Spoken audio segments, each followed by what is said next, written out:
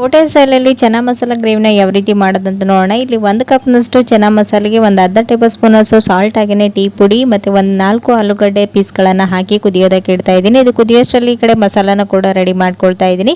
ಈರುಳ್ಳಿ, ಸ್ವಲ್ಪ ಚಕ್ಕೆ ಮಸಾಲ, ಕರಿಬೇವು ಸೊಪ್ಪನ್ನು ಹಾಕಿ ಒಂದು ಕಡೆ ಗ್ರೈಂಡ್ ಮಾಡ್ಕೊಂಡಿದ್ದೀನಿ. ಹಾಗೆ ಒಂದೆರಡು ಟೊಮೆಟೊನು ಕೂಡ ಈ ರೀತಿ ಪ್ಯೂರಿ ಮಾಡಿ ಪಕ್ಕಕ್ಕೆ ಇಟ್ಕೊಳ್ಳೋಣ. ಇವಾಗ ಇಲ್ಲಿ ನೋಡ್ತಾ ಇದ್ರೆ ಒಂದು 5 ಮಿನಿಟ್ಸ್ ಆದ ನಂತರ ಆಲೂಗಡ್ಡೆ ಕೂಡ ಚೆನ್ನಾಗಿ ಬೆಂದಿದೆ. ಇವಾಗ ಇದಕ್ಕೆ ಒಗ್ಗರಣೆನ ಹಾಕೊಳ್ಳೋಣ. ಒಂದು ಪ್ಯಾನ್ ಅಲ್ಲಿ ಸ್ವಲ್ಪ ಎಣ್ಣೆನ ಕಾಯಿಸಿ ಇದರಲ್ಲಿ ಸ್ವಲ್ಪ ಮಸಾಲೆಗಳ ಫ್ರೈ ಮಾಡಿಕೊಂಡು ನಂತರ ನಾವು ರುಬ್ಬಿಟ್ಕೊಂಡಿರುವಂಥ ಈ 2 ಮಸಾಲ ಪೇಸ್ಟನ್ನು ಹಾಕಿ ನೀಟಾಗಿ ಹಸಿ ವಾಸನೆ ಹೋಗೋವರೆಗೂ ಫ್ರೈ ಮಾಡಿಕೊಂಡು ಇದರಲ್ಲಿ ಚಿಲ್ಲಿ ಪೌಡರ್, ಗರಂ ಮಸಾಲ, ಧನಿಯಾ ಪುಡಿ, ಅರಿಶಿನ ಪುಡಿ ಹಾಗೆಯೇ ಒಂದು ಸ್ವಲ್ಪ ರುಚಿಗೆ ತಕ್ಕಷ್ಟು ಉಪ್ಪನ್ನು ಕೂಡ ಹಾಕ್ಕೊಂಡು ಚೆನ್ನಾಗಿ ಇದನ್ನು ಮಿಕ್ಸ್ ಮಾಡ್ಕೊಳ್ಬೇಕು. ಈ ರೀತಿ ಆಯಿಲ್ ಸಪ್ರೇಟ್ ಆಗೋವರೆಗೂ ಈ ಗ್ರೇವಿನ ಕುದಿಸ್ಕೊಂಡ ನಂತರ ಇದರಲ್ಲಿ ಬೇಯಿಸ್ಕೊಂಡಿರುವಂಥ ಆಲೂಗಡ್ಡೆ ಹಾಗೆ ಚನಾ ಮಸಾಲಾನ ಹಾಕಿ ನೀಟಾಗಿ ಮಿಕ್ಸ್ ಮಾಡಿಕೊಂಡು ಟೇಸ್ಟನ್ನು ನೋಡಿಕೊಂಡು ಇನ್ನು ಸ್ವಲ್ಪ ಉಪ್ಪು ಖಾರನ ಬ್ಯಾಲೆನ್ಸ್ ಮಾಡ್ಕೊಳ್ಳಿ. ಲಾಸ್ಟಿಗೆ ಇದರಲ್ಲಿ ಒಂದು ಸ್ವಲ್ಪ ಕೊತ್ತಂಬರಿ ಸೊಪ್ಪನ್ನು ಹಾಕಿ ಮಿಕ್ಸ್ ಮಾಡಿದರೆ ಬಿಸಿ ಬಿಸಿ ಆದಂಥ ಚನಾ ಮಸಾಲ